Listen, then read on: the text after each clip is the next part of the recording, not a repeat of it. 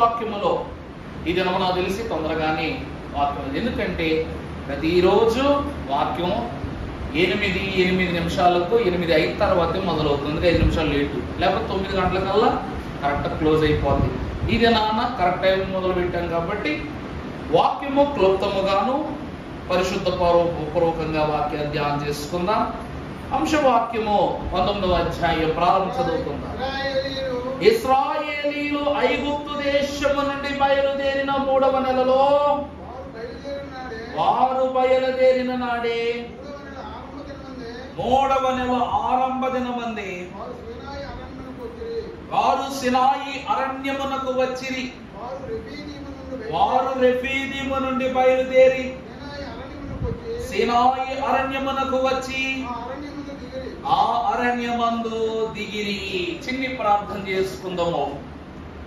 ఇశ్రాయేలీయుల యొక్క పరిశుద్ధ ఆత్మీయ ప్రయాణములో 3 నెలల కాలము వారిని సంరక్షించిన దేవా, నీ బిడలము సంఘ విశ్వాసులము 18 అధ్యాయాలలో ఉన్న పరిపూర్ణమైన సంగతులను మేము ఆలకించి ఉండగా, ఈ 18 దినములు ఇశ్రాయేలీయుల యొక్క అంతస్తు ద్వారా మమ్ములను వారి వలె భద్రపరచిన నీవు ఈ 19వ ధర్మశాస్త్ర ఉపదేశ దినమున మా బాటలో, మా మాటలో, మా పాటలో, మా జీవపు ఓటలో నీ కాపుదల సహాయం సహకారం అందింపజేసి మమ్మెల్లరను పోషించుమని ఈ దిన అధ్యాయములో ఉన్న పరిపూర్ణమైన సంగతులను మాకు అనుగ్రహింపజేసి దీవించనై ఉన్న సినాయి పర్వతముపై మహిమ మేఘము ద్వారా ఆరోహణమై ఆ స్థలము నుండి దిగి వచ్చి ఉన్న పరిశుద్ధుడకు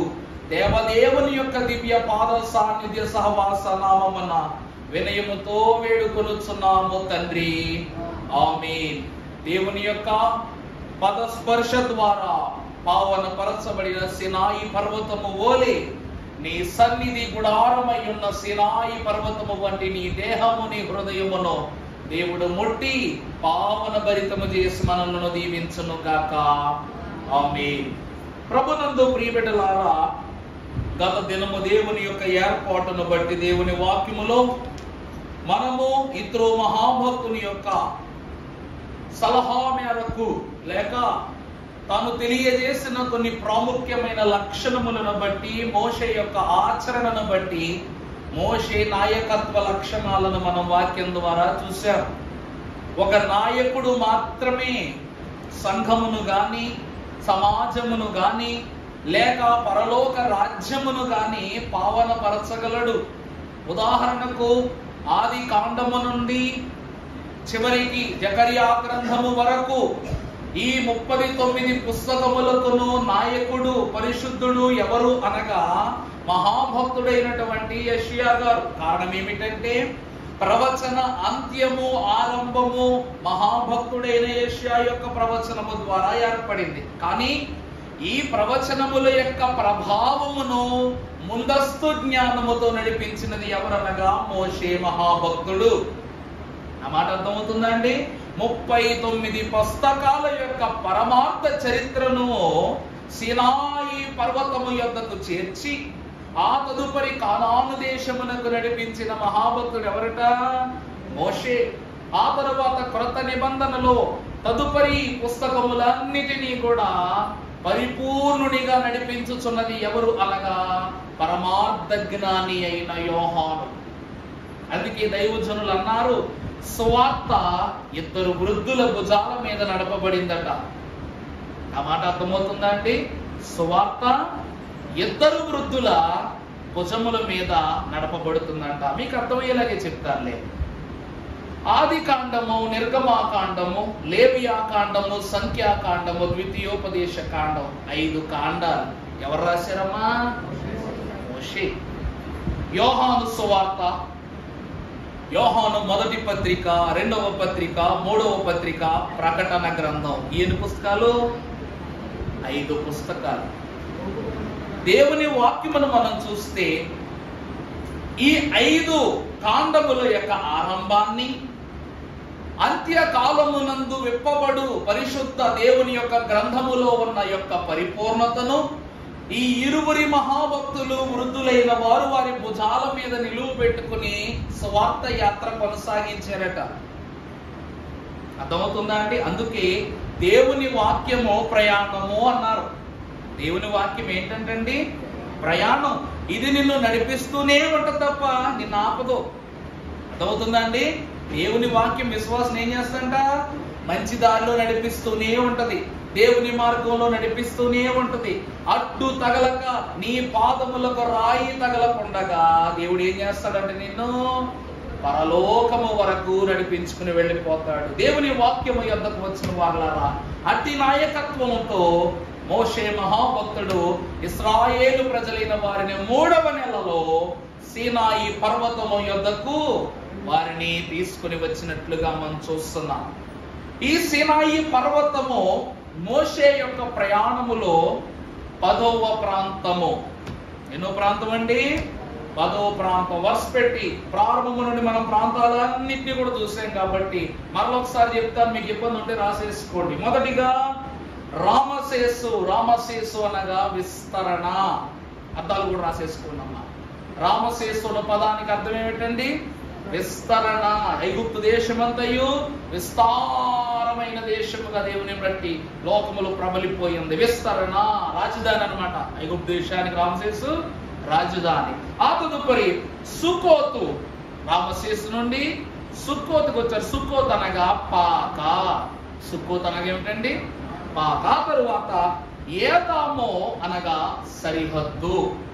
ఈ సరిహద్దు నుండి దేవదేవుడైన యెహోవా వీరిపైన మేఘస్తంభముగాను అగ్నిస్తంభముగాను వీరిని కాపాడుతూ నడిపించాడు. ఆ తరువాత బయల్సెబోను. ఆ తర్వాత ప్రాంతం 4వ ప్రాంతము బయల్సెబోను. అనగా ఎప్పుడైతే వీరు సరిహద్దు యొద్దకు వచ్చారో అక్కడి నుండి ఎర్ర సముద్రమును దాటి వీరు ఎప్పుడైతే బయల్సెబోనుకు చేర్చబడ్డారో, ఎర్ర సముద్రమును దాటి చేర్చబడ్డారో వీరికి స్వాతంత్రం వచ్చింది. బయల్సెబోను అన్న మాటకు అర్థం స్వాతంత్రము. అక్కడి నుండి షూరు ప్రాంతమునకు వారు రావడం జరిగింది. షూరు అనగా గోడ. షూరు అను పదమునకు అర్థము గోడ.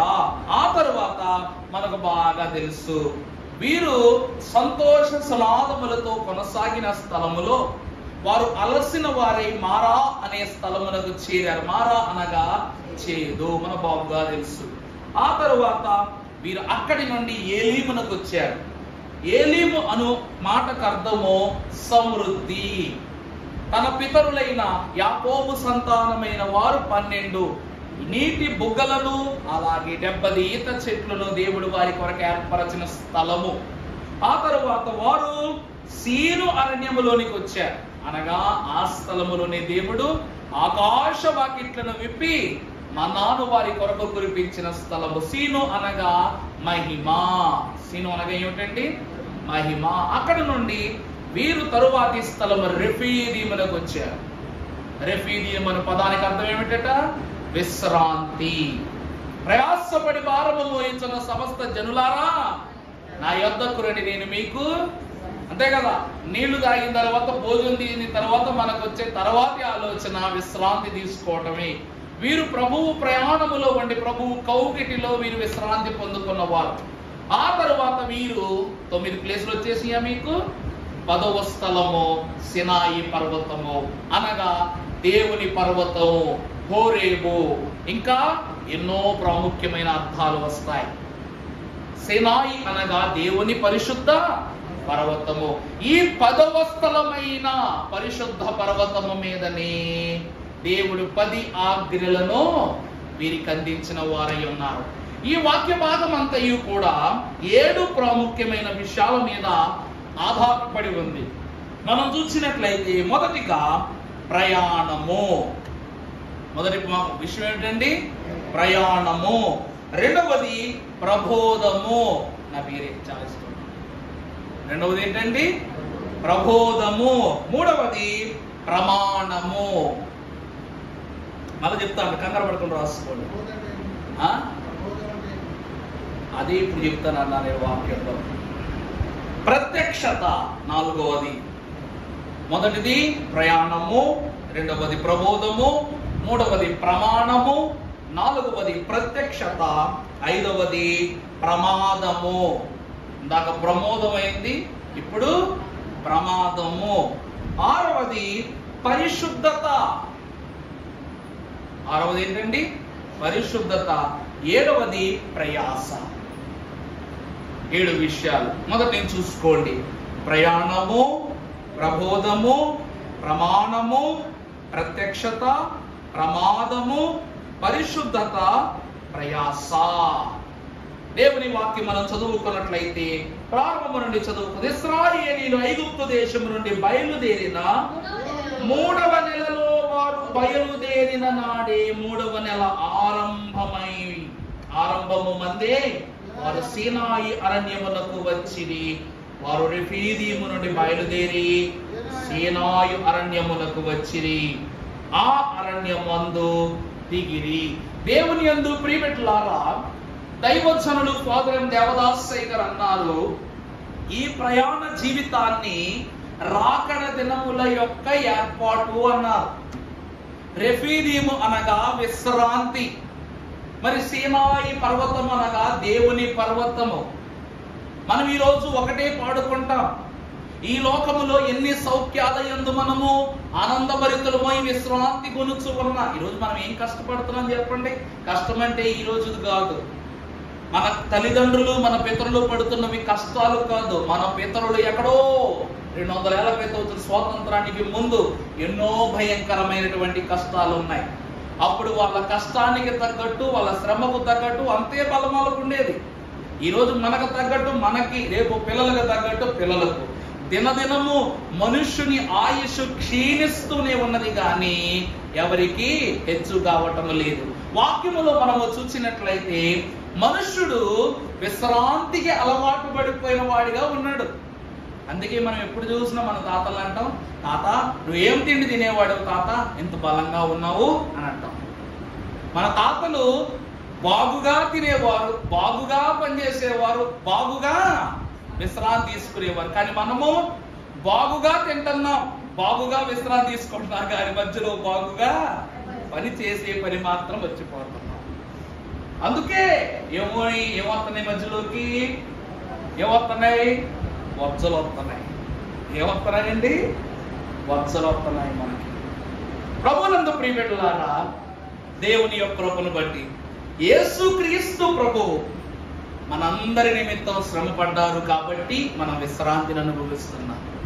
ఈ విశ్రాంతి నుండి అనగా రెఫీదీము అనే విశ్రాంతి నుండి సీనాయి అనే పరిశుద్ధ పర్వతము దాకా దేవుడు వారిని ఎలా నడిపిస్తున్నాడో, ఈ భూలోకములో కుమారుని రక్తము ద్వారా మనకు విశ్రాంతిని అనుగ్రహించి భారము మోయుతున్న సమస్త జనులకు విశ్రాంతినిచ్చిన దేవుడు రేపటి దినమున నూతన యెరూషలేము యొద్దకు మనలను చేర్చుకుంటూ ఉన్నాడు. అందుకే యెహోవా నీ యొక్క పరిశుద్ధ గుడారములో అతిథిగా నివసింపదగిన వాడెవడు అని వాక్యము తెలియజేస్తూ ఉన్నది. ప్రభునందు ప్రియబిడ్డలారా, మనము ప్రారంభములో చూస్తే మన యొక్క అంశములో మొదటిగా ప్రయాణము. వీరు రెఫీదీము నుండి సీనాయి అరణ్యము యొద్దకు 3వ నెల మొదటి రోజులో ప్రవేశించారు. ఇక్కడ మీరు గమనిస్తే ఈ స్థలము 10వ ప్రాంతం, అలాగే ఇది ఎన్నో నెల వీళ్ళకి? 3వ నెల. అంటే తండ్రి కుమార పరిశుద్ధాత్మలు ముగ్గురును వీరికి సహవాస బలముగా ఉండి నడిపించి 10 ఆజ్ఞలను అందించు పరిశుద్ధ పర్వతము యొద్దకు వీరిని చేర్చి ఆ స్థలమున దేవుని మహిమను కనపరుస్తున్నారు. అందుకే ఈ ప్రయాణాన్ని ప్రభు కూడా అంతే కదండి, తండ్రి కాలములో కొందరు భక్తులు, కుమారుని కాలములో కొందరు భక్తులు, ఇదంతా పరిశుద్ధాత్ముని కాలములే. మనము భక్తులమే, మనము కూడా భక్తులమే. ఎంత చెట్టుకు అంత కాయన్నట్లు ఎవరి విశ్వాసానికి తగ్గ భక్తి వాళ్ళది. ఈ లోకములో మనిషి అనుకునే గొప్ప మాట ఏంటో తెలుసా? నేనే బాగా భక్తి చేశాను. మనం అందరం అనుకునే మంచి మాట ఏంటో తెలుసా? నేనే బాగా భక్తి చేశాను. మన తాతలు కూడా అది అనుకునేవారంట, నేనే మంచిగా భక్తి చేశాను. వాళ్ళ తాతలు అది అనుకునేవారంట. కానీ మనము ఎలాంటి భక్తి చేశామో, ఎలాంటి ఫలింపు పొందుకున్నామో ఎవరు చెప్తారట? రానున్న రోజుల్లో ప్రభు చెప్తారు, సీనాయి పర్వతము యొద్ద ఎవరి భక్తి ఎంతో, ఎవరి విశ్వాసం ఎంతో తేలిపోయే తరుణములు ఈ ప్రయాణములో కనబడుతున్నాయి. మొదటిగా మన వాక్యములో చూద్దాం. సంఖ్యాకాండము 33వ అధ్యాయము 3వ వచనము మనం ఒకసారి చదువుకుంటే ప్రియులారా, మొదటి నెల 15వ దినమున వారు రామశేషులో నుండి ప్రయాణమై పస్కా పండుగకు యెహోవా హతము చేసిన తొలిచూలులందరినీ ఐగుప్తీయులు పాతిపెట్టుచుండగా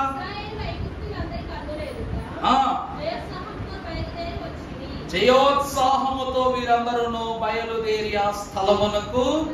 ఇశ్రాయేలీయుల యొక్క ప్రయాణం, మొదటి అంశము ప్రయాణము ఎలా ప్రారంభమైందంటే, ఐగుప్తు దేశము యొక్క తొలిచూలు బిడలందరూ హతము చేసి ఐగుప్తు దేశమంతా అంగలారుస్తూ ఉన్నప్పుడట వారి ప్రక్క గుండా వీరి ప్రయాణం ఆరంభమైందట. మొదటి రోజు ఆరంభమైనది మొదలుకొని ఎప్పుడు ముగిసింది అంటే అదే సంఖ్యాకాండము 10వ అధ్యాయం 11వ వచనం చదువు తల్లి. 11వ అధ్యాయం 10వ అధ్యాయం 11వ వచనం. 2వ సంవత్సరం 2వ నెల అమ్మా 20. అప్పుడే క్యాలెండర్, ఆ రోజుల్లోనే క్యాలెండర్ చూసారు ఎంత ప్రత్యేకంగా రాశాడు. సంవత్సరము, నెల, రోజుతో సహా రాశాడు దేవుడు అట్లా. చదువమ్మా. అప్పుడు మేఘము సాక్ష్యపు మందిరము ఇశ్రాయేలీయులు సీనాయి అరణ్యము నుండి. ప్రభునందు ప్రియబిడ్డలారా, ఇక్కడ మీరు కరెక్ట్ గా చూసుకోండి. ఎప్పుడు ఇశ్రాయేలీయులు మొదలు పెట్టారు ఇలా ప్రయాణం అంటే ఐగుప్తు జ్యేష్ఠత్వము హతమైపోయిన నాడు ప్రయాణం ప్రారంభమైంది. ఈ సీనాయి అరణ్యం అనగా ఈ 10వ చోటులోనికి వెళ్ళి ఎప్పుడు వచ్చారయ్యా అంటే 2వ సంవత్సరం 2వ నెల ఎన్నో రోజు అమ్మా 20వ తేదీ. అర్థమైందా? అంటే వీళ్ళ మొత్తం ప్రయాణం ఎంతంటే 11 నెలల 20 రోజులు ఈ 10 ప్రదేశాల మీదకి ఏం చేశారు? వీళ్ళు ప్రయాణం చేశారు. జాగ్రత్తగా రాసుకోండి అన్ని. ఎన్ని నెలలు ప్రయాణం చేశారండి? 2వ సంవత్సరం ఆరంభం 11 నెలల 20 రోజులు అన్నమాట. అప్పుడే ఎంటర్ అయ్యారు అట్లా. అది అలా ప్రయాణమై వీరి యొక్క మొట్టమొదటి క్రమాన్ని 10 ప్రాంతాలను దాటి స్థలానికి వచ్చారు. మొదటిది ప్రయాణము. లెక్క గడి చెప్తున్నాడు చూసారా దేవుడు.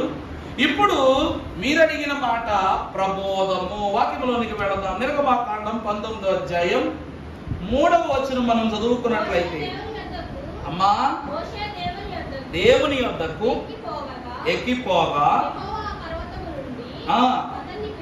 పిలిచి నీవు యాకోబు కుటుంబీకులతో ముచ్చటించి ఇశ్రాయేలీయులైన వారికి నీవు తేవలసినది ఏమనగా,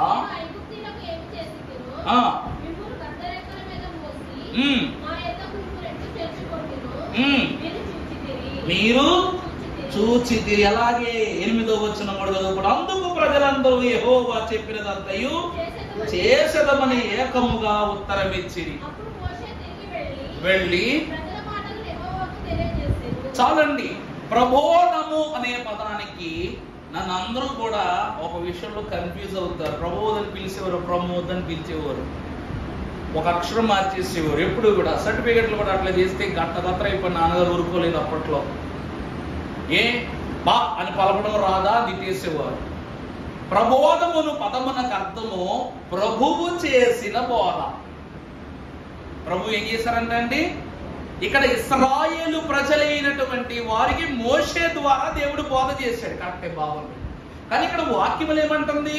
ఇదిగో నేను నీ ప్రజలైన ఇశ్రాయేలీయులను గద్దరక్కల మీద తీసుకుని వెళ్ళినట్లుగా నేను సురక్షితముగా తీసుకుని వెళతానని చెప్పగానే ఇశ్రాయేలు ప్రజలైన వారు ముమ్మారు మాట్లాడకుండా దేవుడు చెప్పినట్లే చేశారట. దేవుడు చెప్పినట్లే చేశారట. అంతేగాక 20వ వచనం కూడా చూడొచ్చమ్మా అదే మాట. యెహోవా సీనాయి పర్వతము మీదగా అనగా దిగి వచ్చెను, మోషే చూసారా, దేవుడు బోధిస్తే ఎవరు వినరు? బోధ అంటే ఏంటండి? బోధ అంటే అర్థం ఏంటి చెప్పండి? దేవుని మంచి మాటలను అందించటం బోధ. అందరూ బోధ చేస్తారు, కానీ వాక్యములో ఉన్నదాన్ని బోధించటమే ప్రబోధం. నచ్చిన దాన్ని బోధించడం కాదు. వాక్యం అందరం చెప్పగలం, సంఘము చెప్పగలరు, చిన్ని బిడ్డలు చెప్పగలరు, పెద్దవారు చెప్పగలరు, తండ్రులు చెప్పగలరు, తాతలు చెప్పగలరు. కానీ సంఘమునకు నచ్చినట్లుగా కాదు, దేవునికి నచ్చినట్లుగా వాక్యం చెప్పాలి. అంతే కదండి. ఇప్పుడు ఉదాహరణకి మీలో ఒకరిని తీసుకుని మీ కథను చెప్పాలనుకుంటున్నాను. మీ కథ నేను జనాలకు చెప్పాలనుకున్నా. ఇలా కథ చెప్తున్నప్పుడు ముందు మీ కథ తీసుకున్నాను కాబట్టి ఈ కథ చెప్తున్నాడు, మీకు ఆనందం రావాలి. అవునా కాదా? జరీనా గారు నిజమా కాదండి? నిజమా కాదా? ఎవరి కథ తీసుకున్నామో ఆ కథను వాళ్ళకి చెప్తున్నప్పుడు అబ్బా ఎంత బాగా చెప్తున్నాడు నా గురించి అని ఉండాలి. ఇప్పుడు మీటింగ్ పెట్టి ఎమ్మెల్యే గారిని పిలిచి ఆయన పోవడం ఊరుకుంటాడా ఆయన మీటింగ్లో? మరి ఇది దేవుని వాక్యము. నువ్వు అనునిత్యము యెహోవా ధర్మశాస్త్రమునందు ఆనందించుచు. దీన్ని ఎలా బోధించాలి? ఆనందిస్తూ దేవారాత్రములు దీనిని ధ్యానించువాడు. అది మరి ఎలా పడతాను చెప్పేసి ఎలా కుదురుతుంది? మనుషులు అసలే వాక్యంలో తీసుకురాకూడదు. మోషే మహాభక్తుడు ప్రభుతో అన్నాడంట, ప్రభువా నా యొక్క స్థానము ఎక్కడా అంటే, అప్పుడు ప్రభు అన్నారంట, నీ స్థానము రాకడ తర్వాత నిర్ణయం అవుద్దన్నారంట. అంటే మనకంటే భయంకరంగా నిరీక్షిస్తున్నాడు మోషే మహాభక్తుడు. ఎందుకంటే ఆయన మరలా రావాలి. ఆయన మరలా ఏం చేయాలి? ప్రకటన గ్రంథ కాలంలో ఆయన రావాలి, బోధించాలి. ఎలా బోధించాలంట? హతసాక్షుల వరసలో చేర్చబడి ఇలా బోధించాలి. నలుగురి చేత కొట్టబడాలి, నలుగురిని మార్చాలి, దేవునికి ఇష్టడైపోవాలి, హతసాక్షి అయిపోవాలి. అప్పుడు ఏమంటే హతసాక్షులు అయిపోయిన వాళ్ళందరూ మనుషులకు నచ్చేలాగయ్యారా, దేవునికి నచ్చేలాగయ్యారా? స్టెఫన్ ఉన్నాడు, దెబ్బలు తింటానే ఉన్నాడు, కింద దెబ్బలు తింటున్నాడు, కానీ కళ్ళు మాత్రం దేవుని వైపే చూస్తున్నాయి, హృదయం అంతా దేవుని వైపే ఉంది. ఈ విషయాలన్నీ పౌలు మహాభక్తుడు పక్క నుండి గమనిస్తున్నాడంట. అందుకే స్టెఫను యొక్క రక్తమునకు నేనే సాక్ష్యమును, నేను ఆ దోషమునకు నేను ఆ యొక్క రక్తమునకు దోషాన్ని నేను కూడా భరించాలి. పౌలు మహాభక్తుడు అంటాడు, చెరగని మాయగా ఉండిపోయింది స్టెఫను జీవితం అని తనకు తానే పశ్చాత్తాపడతాడు దేవుని వాక్యములో. అంతే, దేవుని యొక్క ఇష్ట ప్రకారముగా బోధ జరగాలి, అంతే తప్ప మానవుల ఉద్దేశాల కొరకు జరిగే బోధ ఇది కాదు. ఇది పబ్లిక్ మీటింగ్ కాదు, ఇది స్పిరిచువల్ మీటింగ్ అన్నమాట. దేవుని కొరకు ఏర్పాటు చేసింది. మోషేకు ఆనాడు ఇశ్రాయేలు ప్రజలకు చెప్తే, ప్రభువా మేము సర్దుకుంటున్నామని వాళ్ళు రెడీ అయిపోయారు. మోషే సీనాయి పర్వతం మీదకి రానగానే మోషే కూడా అవుతున్నాడా? ప్రబోధించగా వెంటనే పరిగెత్తుకొచ్చాడు. ఆ రెండు పలకలు పగిలిపోయిన తర్వాత కూడా ఓపిక తెచ్చుకుని పిలిచింది ప్రభువు కాబట్టి అని మరలా పైకి వెళ్ళాడు. ఆ తర్వాత వచనాలు కూడా చూద్దాం. 24వ అధ్యాయం 21వ వచనం. మోషే దేవుడున్న ఆ గాఢాంధకారమునకు సమీపింపగా, నిర్గమ 20:21. అమ్మా, మోషే దేవుడున్న ఆ గాఢాంధకారమునకు సమీపింపగా యెహోవా మోషేతో ఇట్లా నేను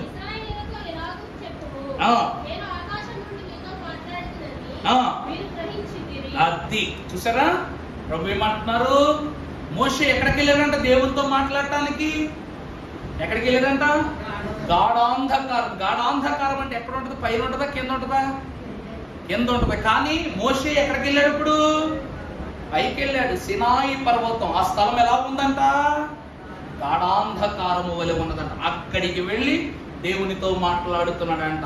అక్కడికి వెళ్ళి దేవుని మాటలు వినటానికి, దేవునితో మాట్లాడటానికి, ఇశ్రాయేలు ప్రజలైన వారికి ప్రభువు చెప్పిన మాటలను గ్రహింప చేయుటకు సంసిద్ధుడయ్యాడు. బోధ అంటే మార్చేది, ప్రబోధము అనగా ప్రభువే బోధించేది. దేవదాసయ్య గారికి ప్రభువే బోధించేవారు. దేవదాసయ్య గారికి ఎవరు బోధించేవారండి? ప్రభువే బోధించేవారు. నేను ఆత్మానమ్మ గారి సంఘానికి మొట్టమొదటి యాజకుడు కూడా ప్రభువే. ఆయన యొక్క తలంపులను దైవజనునికి అప్పచెప్పి ప్రభువు ఆయనే సంస్కారం ఇచ్చేవారు ఆ కొద్ది మందికి. ఆ తరువాత దైవజనుని ఆ స్థలములో ఏర్పాటు చేసి ప్రభువు మరలా పరలోకానికి వెళ్ళిపోయారు. అప్పుడు దైవజనుడే ప్రభు మాటలు బోధించారు. కారణం ఏంటో తెలుసా అండి? దైవజనుణ్ణి అందరూ అనుకున్నారంట, స్త్రీలందరూ అనుకున్నారంట ప్రభువే తన బాధ్యతను మరొకరికి అప్పగించారంటే ఆయన ఇంకెంత సమర్థుడు.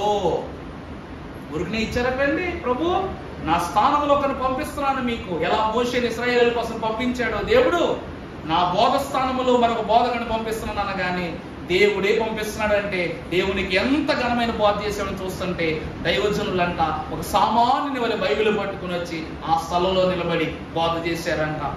ఆ బోధ పరలోకము నుండి ప్రభువు, పరిశుద్ధులు, 24 పెద్దలు, కింద సంఘము అందరూ విన్నారట. అంత అద్భుతమైన బోధ చేశారు. మంచి బోధ ఉన్న చోట మంచి కార్యాలు జరుగుతాయి. మంచి బోధ ఉన్న చోట ఏం జరుగుతాయండి? మంచి కార్యాలు జరుగుతాయి. మంచి కార్యాలు జరిగిన వాడే మంచి సంఘముగా ఏర్పడతారు. అర్థమైందండి? దెబ్బ తగలగానే దేవుడిని అనుకుంటాడంటే ఎట్లా? బోధలో ఇంత విన్న తర్వాత ఈ మొత్తం బోధ ఒక దెబ్బ ద్వారా మాయమైపోతుంది నీకు. మరి అంత బోధను ఈ దెబ్బ మీద నువ్వు ఉపయోగించి, ఇదిగో సాతానా నువ్వు నన్ను దెబ్బ కొట్టావు, నా ప్రభువు నాకు బలమైన బోధ అనే మందునిచ్చాడు, నాకు నీ అంతూ చూడక మానమని నువ్వు బలం తెచ్చుకున్నావంటే ఏమి నీ మీద పనిచేస్తా చెప్పండి? అయ్యగారు పాటలో రాశారు, శత్రువులెల్లా నన్ను జంపాజూచిన లేసము పైనానే చడియానో, నా మిత్రుల భక్తుల మేలైన ప్రార్థనల్ వించును ధైర్యము విడువానో. చూసారా? నీ మిత్రులైన భక్తులైన పెంచిన వాళ్ళ యొక్క ప్రార్థనల ధైర్యాన్ని నేనేం చేయను? నువ్వెవరో ఎప్పుడైతే బోధ వింటావో పరలోక భక్తులందరూ నీకు స్నేహితులైపోతారు, మిత్రులైపోతారు. అప్పుడు ఇంత మంచి బోధ విన్న నీ కొరకు ఆ బోధలో ఉన్న సారమంతా నీలోకి వెళ్ళాలని భక్తులు ప్రార్థన చేస్తారంట. వారి ద్వారా నీకు దేవుడి బోధలోంచి బలమిస్తాడంట. వాళ్ళ మేలైన ప్రార్థన మించిన ధైర్యం అప్పుడు ఏమవుద్దంట? మళ్ళీ విడిచిపోదట. ఎంత దెబ్బలైనా కొట్టని, ఎన్ని బాధలైనా రాని, ఏమొచ్చినా కూడా నువ్వు బెదలకూడదు, కదలకూడదు. అది ఎలా జరుగుద్దంటే బోధ ద్వారాని. ఏమండి, ఒక నిజం అడుగుతాను మిమ్మల్ని. నేనే సరదాగా సర్లే సంఘానికి చెప్పినా వింటారులే, ఏదో ఒకటి చెప్పేద్దాంలే అని 4 మాటలు చెప్పేస్తే దేవుడు నన్ను క్షమిస్తాడా? ఇప్పుడు నాకు ఒక మంచి గొర్రెలు ఇచ్చారు మా నాన్నగారు. నాన్న, నువ్వు వీటిని జాగ్రత్తగా పెంచాలి, జాగ్రత్తగా పోషించాలి, మంచి ఆహారం పెట్టాలని చెప్పారు. కానీ నేను వాటిని పట్టించుకోకుండా, సరిగా ఆహారం పెట్టకుండా, సరిగా నీరు పెట్టకుండా, ఎక్కడ పడితే అక్కడికి చెడు చోట్ల తీసుకెళ్ళి అక్కడ ఆహారం పెడితే అవి బాగుంటాయా, చెడిపోతాయా? చెప్పండి మీరే. మరి వాక్యము మంచిదా కాదా? మంచిదా కాదా?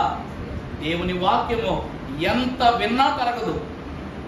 ఎంత దాచుకునే కొద్ది పెరిగిపోద్దంటే ఈ ఆస్తి, పంచే కొద్ది పెరిగిపోద్దంటే ఈ ఆస్తి. ఈ ఆస్తి పరలోకపు ఆస్తి గనుక రేపు నీ భుజాల మీద ఉండవలసినది పాపభారము కాదు, వాక్యం అనేటువంటి ఆశీర్వాదము నీ భుజం మీద. అదే వస్త్రం, అదే నీ యొక్క వస్త్రం. దైవజనులు ఏమన్నారు తెలుసా అండి? పరమగీతాన్ని ఒకప్పుడు బోధించొద్దని చెప్పారంట. అర్థం కాక, పరమగీతములో ఉన్న భావాలు అర్థం కాక బోధించొద్దని లోకంలో అంటే, దేవదాసయ్య గారి కాలంలో బైబిల్ మిషన్ వారే ఎందుకు బోధించకూడదు? ప్రభువు తన తలంపు కంటే మించినవి మన తలంపులు బోధించడం రాకపోతే రాదని చెప్పమన్నాడు తప్ప తీసేయమని మాత్రం చెప్పొద్దు. ఎందుకు అంటే పరమగీతంలో గొప్ప మాట ఉంది. వాక్యం అంట స్త్రీ యొక్క పాల కడలి వంటిదంట. ఒకటి పాత నిబంధన, ఒకటి క్రొత్త నిబంధన. తల్లి బిడ్డలకు పాలిచ్చేటప్పుడు ఈ ప్రక్క బిడ్డ తాగగానే బిడ్డకు తృప్తి పొందకపోతే మరలా ఇరువైపు తిప్పుకుని పాలు పట్టుద్ది, అంతే కదమ్మా? అలాగే పాత నిబంధనలో ఉన్న సారము ద్వారా తృప్తిపరచబడని భక్తునికి క్రీస్తువును క్రొత్త నిబంధన ద్వారా మరలా సంపూర్ణ తృప్తినిస్తాడట దేవుడు. మరి ఈ విషయాలు అర్థం చేసుకోని వాళ్ళు ఆ పుస్తకాన్ని తీసేద్దాం అన్నారు. కానీ బైబిల్ మిషన్ వారు పోరాడి దాన్ని స్థాపన చేశారట. అది బైబిల్ మిషన్ యొక్క చరిత్ర. బైబిల్ మిషన్ యొక్క భవ్య చరిత్ర వినరే భారతీయులారా. దేనితో? భయభక్తులతో జాగ్రత్తగా వినాలి. అందుకే ప్రబోధము అనగా ప్రభువు బోధించే ప్రతి విషయాన్ని జాగ్రత్తగా వినాలి. మనం వినుట వలన విశ్వాసం కలుగు, జాగ్రత్తగా వినాలి. రెండవది ప్రబోధం. ఇలా చాలా విషయాలు ప్రభు వాక్యం ద్వారా బోధించారు. రెండవది అదే అండి దాని అర్థం. తర్వాత ప్రమాణము. నిర్గమాకాండం 19వ అధ్యాయము 8వ వచనం చదవమ్మా. అందుకు ప్రజలైన వారందరూ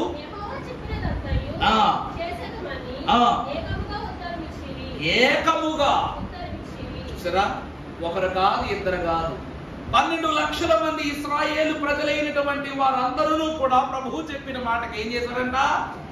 క్షమించాలి, 12 గోత్రముల వంశీకులైన వారు, ఆ జనమైన వారు, పిల్లల నుండి పెద్దల వరకు వారందరూ ఏం చేశారంట? ప్రభువు చెప్పిన దాని మాటకు అందరూ ఏకముగా మేము చేస్తామని ప్రమాణం చేశారంట. ఈ లోకంలో దేని తోడని ఒట్టెట్టకూడదు. ఆకాశము తోడని గాని, భూమి తోడని గాని, వారని వీరని దేని మీద ఏం పెట్టకూడదు. ఊరినే అంటారు ఒట్టు తీసి గట్టు మీద పెట్టమంటారు. ఈరోజు ఏడయ్యండి గట్లు గిట్లున్నా. ఒట్టు పెట్టే అవసరమే రాకూడదు ఈ లోకంలో. విశ్వాసి మనస్సులో ఎప్పుడు తీర్మానించుకుంటాడు అదే పెద్ద ఒట్టు, అదే పెద్ద ఒట్టు. ఒక్కసారి తీర్మానించుకున్న తర్వాత నీ ప్రాణం ఆగిపోయిన తీర్మానము మాత్రం తొలగిపోదు మన యొద్ద నుండి. వాక్యాన్ని బట్టి ఇశ్రాయేలు ప్రజలైనటువంటి వారు దేవుని ఎదుట ప్రభువా నీ చిత్తం ఎలా చేయమంటే అట్లా చేస్తామని అందరూ కలిపి ఏక మనస్సుతో ఒప్పుకున్నారు. అందుకే యాకోబు అనగా ఇశ్రాయేలు. యాకోబు యొక్క ఆమోదమే ఇశ్రాయేలీల ఆమోదం అన్న దేవదాసయ్య గారు. యాకోబు అడ్డం చెప్పాడండి ప్రభు మాటలకి. కష్టపెట్టినా ఊరుకున్నాడు, ప్రభు శ్రమలు చూపించినా ఊరుకున్నాడు, ఆనందపరిచినా ప్రతి విషయంలో కూడా ప్రభు నన్ను ఏం చేసినా కూడా నేర్పుకుంటాను ప్రభు, నీ దీవెని మాత్రం నా యొద్ద నుండి పోకూడదు, నన్ను అలా ఉండనివ్వని చెప్పేసి దేవుడు ఉన్నాడు కాబట్టి నా మాటకు విలువిచ్చావు, నాలో కొనసాగావు. యాకోబు, నేటి దినము నుండి నువ్వు దొంగవు కాదు, ఈ రోజు నుంచి నువ్వు ఎవరివి? ఇశ్రాయేలు. ప్రమాణం చేశాడు దేవుడు.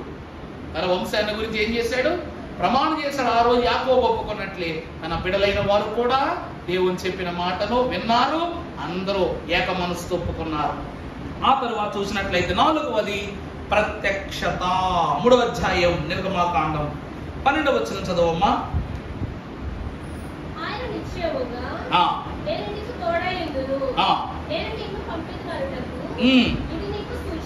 సూచన.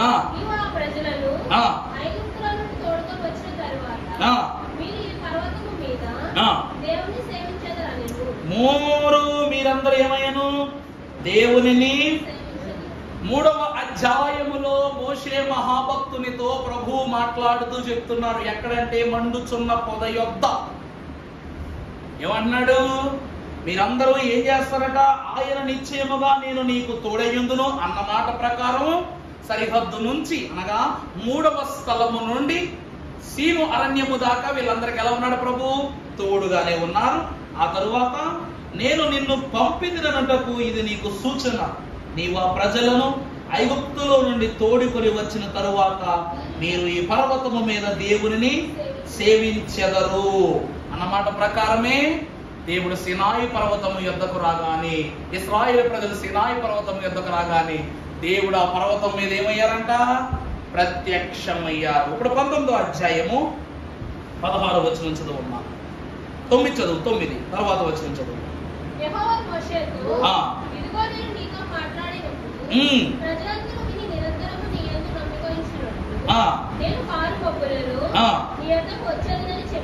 ఎలా వచ్చారట ప్రభువు? అయ్యగారు మంచి పాట రాశారు. మేఘములలో వరుడు క్రీస్తు వేగముగా రాగానే, మేఘములపై వరుడు క్రీస్తు వేగముగా రాగానే, మేఘములలో పైకి వెళ్ళి హల్లెలూయా పాడేదన్. మేఘములలో పైకి వెళ్ళి హల్లెలూయా పాడేదన్. మోషేకు చెప్పినట్లుగా దేవుడు ఆ స్థలమునకు ఎలా వచ్చాడు అంటే మేఘము మీద వచ్చాడట. ఆయన మేఘము మీద వచ్చెను, మనము మేఘము మీద ఆయనతో కొనిపోబడదుము. రెండు మేఘాలే. మేఘారోహణ అంతస్తు అంటారు దీన్ని. దీన్ని అంతస్తు అంటారండి, మేఘారోహణ అంతస్తు. ఈ మేఘములు ఎలా ఉన్నవి అంటే తర్వాత వచనాల్లో మనము చూసినట్లయితే 16వ వచనంలో మనం చూద్దాం. 3వ నాడు ఉదయమైనప్పుడు ఆ పర్వతం మీద మొదటిగా ఏమొచ్చినాయంట? ఉరుములు, మెరుపులు, సాంద్రమేఘము, మహాభూరధ్వని కలుగగా పాలెములో ప్రజలందరూ. మొదటిగా ఈ 4 పరిస్థితులు ఏర్పడ్డాయట. మొదటిగా ఈ 4 పరిస్థితులు ఆ యొక్క కొండ మీద ఏర్పడ్డాయట. ఏమండి, నాకు మాట చెప్పండి, ఈ రోజు వర్షం రావాలని ఎంతమంది కోరుకున్నారు? అందరూ కోరుకున్నాం కదా.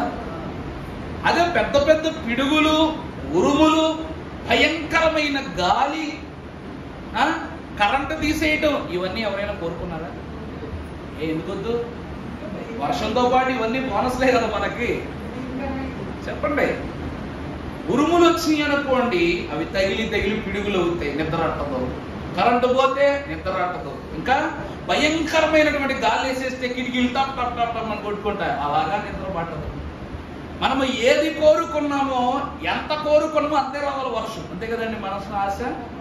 చల్ల గాలి వేయాలా, చక్కగా వర్షం పడాలా అని ఎలా అనిపించాలంటే మనము ఇంట్లోనికే ఆ చల్లగాలంతా చేరిపోవాలి. ఏసీ ఆన్ చేసుకున్న అంత చల్లగా ఉండాలి.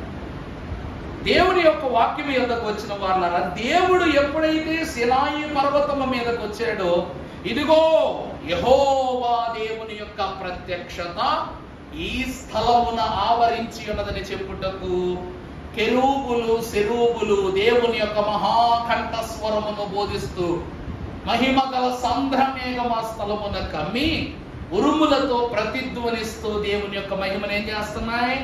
వర్ణిస్తున్నాయి. ఆకాశములు దేవుని యొక్క మహిమను ఏం చేస్తున్నాయి? వర్ణిస్తున్నాయి, ప్రచురము చేస్తున్నాయి, వర్ణిస్తూ ఉన్నాయి, మహిమపరుస్తూ ఉన్నాయట. అక్కడ జరుగుతూ ఉంది. ఉరుములు ఊరికే కాదు. అందుకే తరువాత మనం చూస్తే మెరుపులు. దేవుడు ఏమై ఉన్నారు? వెలుగై ఉన్నారు. దేవుడు ఏమై ఉన్నారండి? వెలుగై ఉన్న దేవుడు. అంతటి ఇందాకేం చూసాం? గాఢాంధకారం అనే స్థలంలోనికి మోషే వెళ్ళాడు. అక్కడ దేవుడు ఎలా కనబడుతున్నారంటే నిత్యమైన వెలుగుగా కనబడుతున్నారు.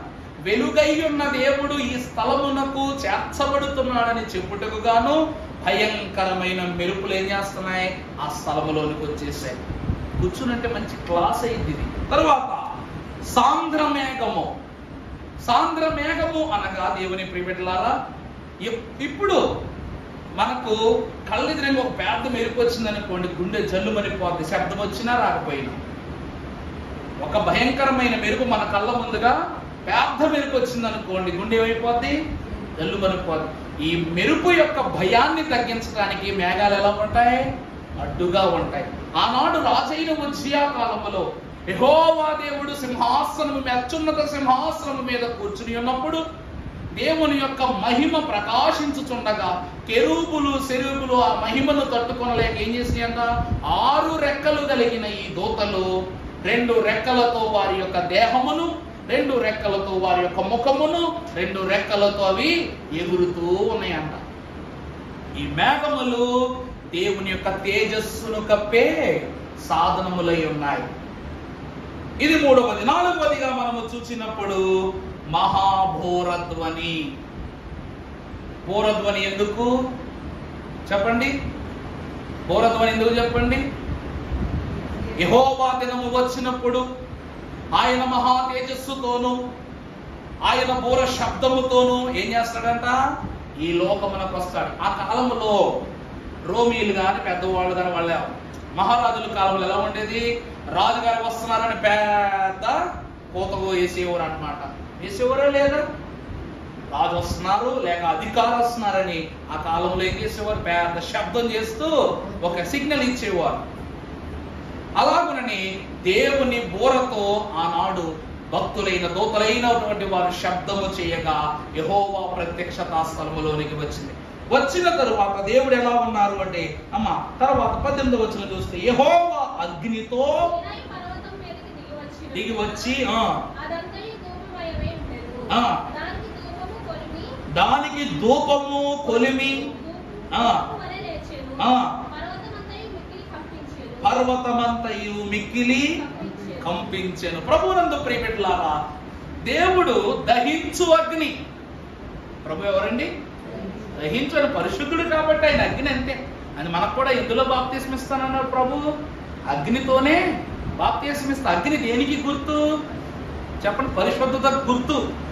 ఎంతటి ఇనుమైన, లోహమైన, బంగారమైన, విలువైనదైనా విలువ కానిదైనా సరే అగ్నిలోనే కాల్చబడాలి. దాని తేజస్సు, దాని యొక్క పటిష్టత బయటపడాలంటే. అలాగే విశ్వాసులు కూడా దేవునిలో, దేవుని అగ్నిలో బాప్తిస్మం పొందుకుంటేనే పరిశుద్ధులు అవుతారు. ఆయన పరిశుద్ధుడు, దహించు అగ్ని కనుక అగ్నిగా స్థలమునకు దిగొచ్చాడు. దిగివచ్చిన ప్రభువు కొలిమిలో నుండి ధూపము వేసినట్లుగా ఆ స్థలం ఎలాగైపోయిందంటండి? మీకు మొన్న చెప్పాను కదా, సీనాయి పర్వతములో దేవుడు ఆ రోజు దిగి వచ్చినటువంటి ప్రత్యక్షతను బట్టి ఈ రోజుకి సీనాయి పర్వతము యొక్క కొన నల్లగా ఉండిద్ది. దేవుడు ఆశీర్వదించి ఎప్పుడైనా యెరూషలేము వెళ్ళి అదృష్టాన్ని దేవుడు కల్పిస్తే ఖచ్చితంగా లైవ్ ఎగ్జాంపుల్స్, ఫొటోస్ అన్ని మీకు తీసుకొస్తాను. గూగుల్లో చూపించడం కాదు, పాస్టర్ గారు ఏదో చూపించారు. ఎందుకంటే ఈ మధ్య ఏఐలు దిక్మాలు ఎక్కువైపోయినాయి. అందులో నిజాన్ని కూడా అబద్ధం చేసేస్తున్నారు, అబద్ధాలు నిజాలు చేసేస్తున్నారు. అలా అయిపోయిన పరిస్థితి. దేవుడు అంత భయంకరమైన అగ్నితో ఆయన దిగిరాగా ఆ స్థలం అంతా ఎలా మారిపోయిందంట? కొలిమి వలె నల్లగా మారిపోయి ధూపము వేసినట్టు. ఇంకా కూడా ఆ స్థలం వేడిగానే ఉంటుందంట. తెలుసా అండి మీకు? ఎంత వర్షం పడినా కూడా ఆ స్థలము పనంచి ఎలా ఉంటుందంట? ప్రభు ఎలా భయంకరమైన వేడిగా ఉంటుందట. అందుకే అంచు వరకు ఎవరైనా వెళ్ళడం కుదరదు. సినాయి పర్వతం అంటే ఒక చిన్న కొండ కాదు, ఒక పెద్ద పాలెములా ఉంటుంది. చాలా పెద్ద ఏరియా. అందులో పరిశుద్ధ పర్వతం యొక్క అంచున దేవుడు ప్రత్యక్షమయ్యాడు. చివరిగా చూస్తే ప్రభు ఆ స్థలమునకు వచ్చినందున భూమి ఏమైందంట? కంపించిందంట. దేవుని ప్రియబిడ్డలారా, భూమి కంపించుట అనగా దేవుని వాక్యమును బట్టి చూస్తే ప్రభువు భూమి మీదకు రాగానే లోకములో ఉన్న ప్రతి పాపపు క్రియలు కూడా ఏమైపోయినాయి? దూరపరచబడ్డాయి. అందుకే సినాయి యొక్క కొనలు చాలా వరకు బేట్ల కింద ఉంటాయి. దేవుని యొక్క శక్తి చూడండి మరి ఎలా ఉందో. ఈరోజు ఏదో ఆకాశంలో నుండి ఒక పిడుగు పడినా, ఏది పడినా కూడా ఆ స్థలం అంతా ఎట్లా అయిపోద్ది? బేట్లు పడినట్లుగాను భయంకరమైనటువంటి పొగొస్తట్లు అయిపోద్ది. అలాగనే దేవుడు ఆ స్థలమునకు రాగా ఇన్ని క్రియలు జరిగిపోయాయంట. దేవుని ప్రత్యక్షత అలా ఉండబోద్ది. రాకడలో ప్రభు ఒక్కరే రారు, సైన్యముతో వస్తారు. ఎలా వస్తారంట? సైన్యముతో వస్తారు. గోగు మాగోగు యుద్ధములో పరలోక సైన్యముతో పరిశుద్ధులైన వారి యొక్క జన సమూహముతో ఈ లోకానికి వస్తారు. ఆ మహిమ మామూలు మహిమ చెప్పండి? పరలోక పటాలమంతా కూడా ఇక్కడే ఉంటుందట. అది ప్రత్యక్షత. తరువాత మనము చూసినట్లయితే 5వది ప్రమాదము. నిర్గమాకాండం 19:12 నీవు చుట్టూ ప్రజలకు మేరను ఏర్పరచి మీరు ఈ పర్వతాన్ని ఎక్కొద్దు, మీరు ఈ అంచుని ఏం చేయొద్దు. దేవుని వాక్యము యొక్కకు వచ్చిన వాళ్ళారా, ఎప్పుడు ఈ పర్వతము యొక్క కొనలోనికి దేవుని మహిమ వస్తూ ఉందో దేవుడు కంచె పెట్టాడట మోషే ద్వారా. ఈ స్థలములో ఈ మేరకు నువ్వేవి వారిని తాకవద్దని చెప్తున్నాడు. తాకినట్లయితే మీకేం కలుగుద్ది? ఏం కలుగుద్ది? మరణము అనగా ప్రమాదము కలుగుద్ది. ముట్టవద్దు. రెండవది ఎక్కవద్దు. దేవుడు పిలవకుండగా, దేవుడు చెప్పకుండగా ఈ లోకములో ఎన్నో చేసేద్దాం అనుకుంటాం. అర్థమైందా అండి? ఈరోజు లోకములో ఉన్న ఎన్నో పర్వతాలు మనుషులు ఎక్కుతున్నారు. The great Mount Everest, Mount అబూస్, ఇలాంటి ఎన్నో గొప్ప గొప్ప పర్వతాలు ఎక్కుతున్నారు. కానీ మనము ఏ పర్వతం ఎక్కాలట? ఏ పర్వతం ఎక్కాలట? దేవుని పరిశుద్ధ పర్వతం ఎక్కాలట. సియోనులో దేవుని యొక్క నివాస స్థానములోనికి మనం ప్రవేశించాలి. దేవుని కృపను బట్టి ప్రియబిడ్డలారా, ప్రభువు అంటున్నారు, ఈ సినాయి పర్వతమునకు వీరిని ఎందుకు ఎక్కనివ్వటము లేదంటే ఇశ్రాయేలు ప్రజలైనటువంటి వారికి ఇంకా శుద్ధి జరగలేదు. ఇశ్రాయేలు ప్రజలకు ఏం జరగలేదండి? శుద్ధి జరగలేదు. శుద్ధి అంటే అర్థం ఏమిటంటే దేవుని వాక్కు వారికి అందింపబడలేకపోవుట. ధర్మశాస్త్రం ఇచ్చాడా దేవుడు? ఇచ్చాడా? నా ఆజ్ఞలను గైకొనిన వారు ధన్యులు. ఆజ్ఞలను ఏం కొనాలి? వినువారు, వాటిని గైకొనువారు ధన్యులు. ఆ ధన్యత ఇశ్రాయేలీలకు రాలా. అందును బట్టి వారిని తాకవద్దు, ఎక్కవద్దు అని ప్రభు అంటున్నాడు. ఇది ప్రమాదము. మీరితే ఏమవుతుంది? ప్రమాదం కలుగుద్ది అంటున్నాడు. 5వది. 6వదిగా చూస్తే పరిశుద్ధత. 14వ వచనం.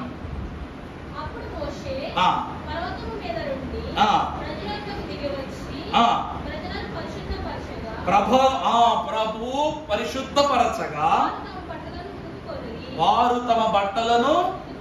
ఇప్పుడు వీళ్ళకి ఏం కలిగిందంట? శుభ్రత. ఏం కలిగిందండి? ప్రభువు ఎప్పుడైతే ఆ స్థలములోనికి దిగి వచ్చి అక్కడ ఉన్న వాళ్ళందరినీ శుభ్రపరిచారో, పరిశుద్ధపరిచారో, దేవుని యొక్క పరిశుద్ధతలో వారి బట్టలు ఏం చేశారు? వీళ్ళు శుభ్రం చేసుకున్నారు, తెలుపు చేసుకున్నారు.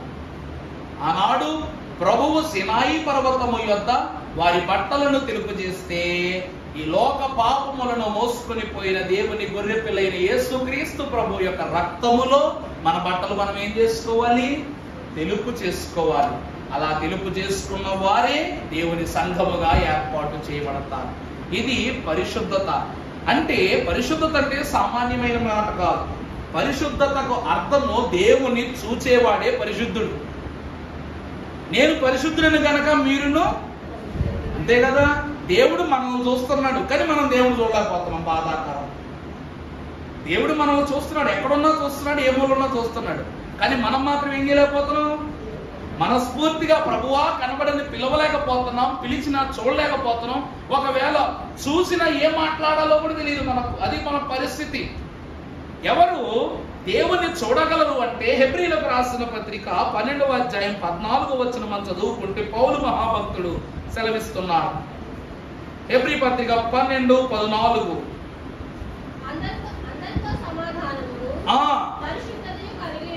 అందరితో సమాధానము పరిశుద్ధతయు కలిగి ఉండుట. పరిశుద్ధత లేకుండా ఎప్పుడును ప్రభువును. అది ఈ లోకములో అందరితో మనం ఎలా ఉండాలి? సమాధానం.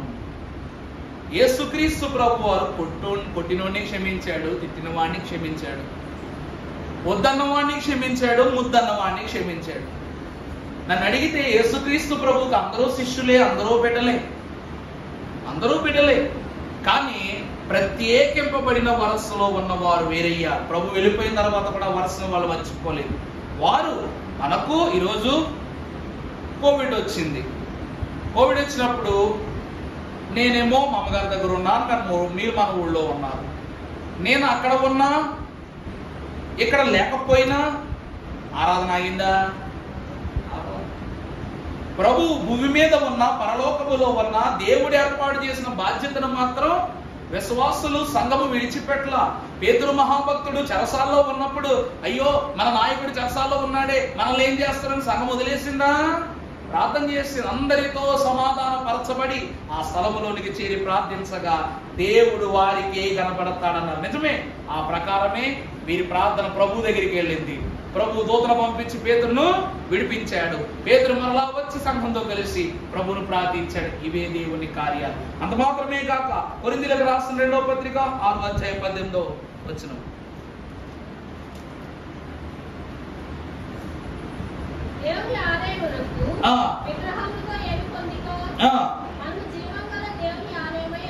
మనము జీవము గల దేవునికి ఆలయముగా ఉన్నాం. ఏమని? నేను వారితో నివసించి సంచరింతును.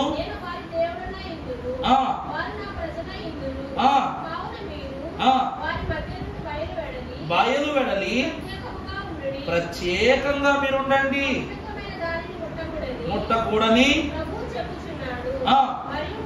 నేను చూసారా? తర్వాత మీకు తండ్రినై యుందును.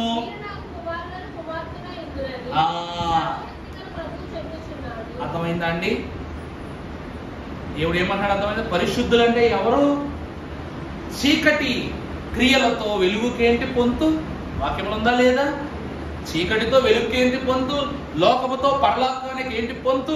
విశ్వాసికి అవిశ్వాసికి ఏంటి పొంతు? అన్యుడికి ధన్యుడికి ఏం పొంతు? మాటలు బాధలు కలిగించేవి కాదు, ప్రశ్నలు ఇవన్నీ. ఇవన్నీ ఏమిటండి? ప్రశ్నలు. నీకు శక్తి ఉంటే మార్చు, లేకపోతే నీ పనులు చేసుకో, అంతే తప్ప వాడిని మార్చాలన్న ప్రయత్నంలో నువ్వు మారిపోకు. అది ముళ్ళును ముళ్ళుతోనే తీయాలంటారు, నిజమేనా? అంటే చెడును చెడుదారిలోకి వెళ్ళే మనం సంహరించాలా? దేవుని వాక్యం యొద్దకు వచ్చిన వారులారా, కొన్ని పరిస్థితులకు, కొన్ని ఆలోచనలకు, కొన్ని క్రియలకు ఏముండదు చెప్పండి? ఏముండదు? సమాధానాలు, పరిష్కారాలు మనుషులు చేయలేరు. వజ్రాన్ని వజ్రంతో కొయ్యాలన్నారు, కానీ కత్తిని కత్తితోనే తీయమన్నారా?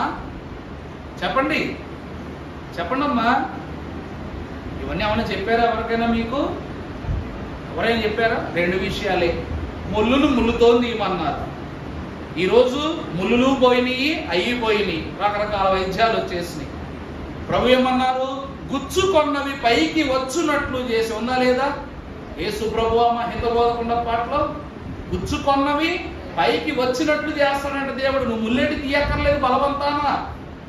వజ్రాన్ని వజ్రాలతో కొయ్యవలసిన అవసరం నీకు లేదు. ఎందుకంటే సంఘము దేవునిలో వెలిగింపబడినప్పుడు స్వయం ప్రకాశితుడైపోతాడు. అప్పుడు వజ్రాలు ఆభరణాలు నీ ఒంటి మీద ఆనవు. అదే అంటున్నాడు, నీకు ఈ లోకంలో దేంతోనూ పొందొద్దు, వాళ్ళతో వీళ్ళతో అసలు పోల్చుకోవద్దు. నువ్వు కంపారిజన్ ఉండకూడదు భక్తుడికి.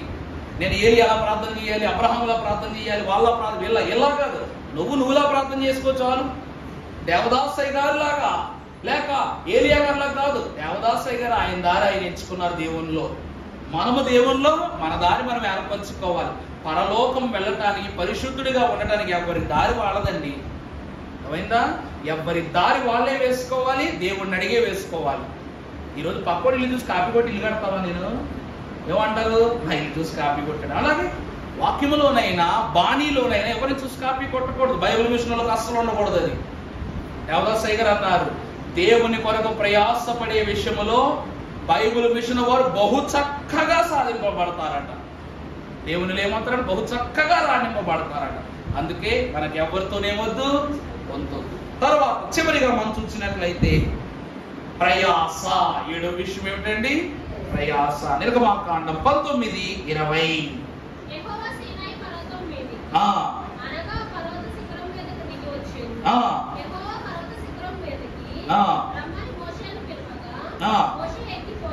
చాలండి, వాక్యం ముగించుకుందాం. ప్రతి మనిషి జీవితం చెప్పాను కదా, కొండతోనే మొదలై కొండతోనే ముగిసిపోద్దని. మహాభక్తుడైనటువంటి మోషే గారు ఇశ్రాయేలు ప్రజలందరికీ ఒక నూతన మార్గాన్ని ఏర్పరచి సీనాయి పర్వతం మీద దేవుని కలుసుకున్నాడు. నెబో పర్వతము మీద దేవునితో ఏమైపోయాడంట? వెళ్ళిపోయాడు. దేవుడు తీసుకుని వెళ్ళిపోయాడు జాగ్రత్తగా. ఈ రోజు వరకు మోషే బ్రతికున్నాడో లేదో తెలియదు, తన దేహం ఎక్కడుందో తెలియదు, ఎవ్వరికి తెలియకుండా దేవుడు ఏం చేసేసుకున్నాడంట?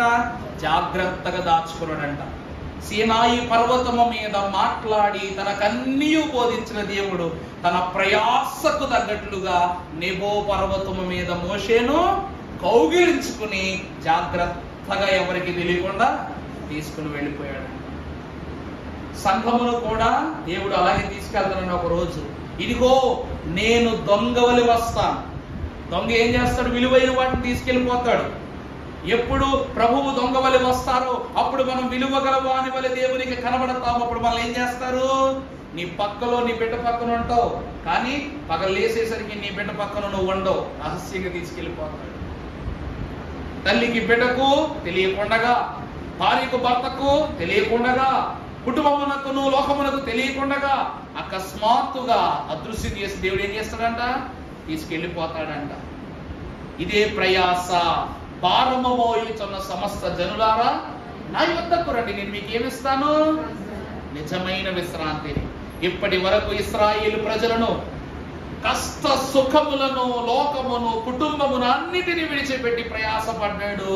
అక్కడి నుండి దేవుని రాజ్యము వరకు, అనగా పరిశుద్ధ స్థలమైన కానాను వరకు నడిపించిన ప్రయాసకు ప్రతిగా దేవుడు నెబో పర్వతము మీద తన ప్రయాసకు మెచ్చి మోషే తీసుకుని వెళ్ళిపోయాడు. ఈ అధ్యాయం అంతా కూడా ఈ 7 ప్రాముఖ్యమైన విషయాల మీద ఉంది. కాబట్టి మన యొక్క ప్రయాణము, మన యొక్క ప్రయాస, రాకడ సంఘములో దేవుడు మన యొక్క ఈ ప్రయాణమును గుర్తించి, మన ప్రయాసను గుర్తించి పరిశుద్ధమైన తన రాజ్యంలోనికి మనం తీసుకుని వెళ్ళి మనందరినీ పోషించి మహిమ పొందును గాక. ఆమేన్.